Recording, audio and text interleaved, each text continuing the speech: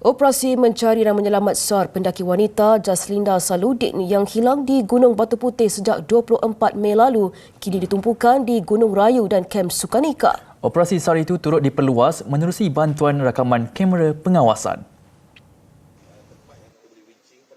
Penolong Pengarah Bahagian Operasi Jabatan Bomba dan Penyelamat Malaysia JBPM Perak, Sabarotzi Nur Ahmad berkata, pihaknya kini dalam usaha mendapatkan rakaman daripada satu lagi kamera yang terletak kira-kira 1 km di belakang Gunung Rayu bagi membantu mengenal pasti laluan yang digunakan mangsa. Juga kita cuba juga berusaha untuk mendapatkan satu lagi footage iaitu di Gunung Rayu tetapi bukan di laluan utama di mana bagi kamera tersebut berada lebih kurang 1 km di belakang Gunung Rayu dan sekiranya beliau melalui kawasan tersebut kita boleh dapat memastikan beliau berada di sana lah. Tetapi kalau tiada beliau melalui situ kan bukan kita kata tidak jugalah, tapi mungkin tidak melalui di hadapan kamera lah.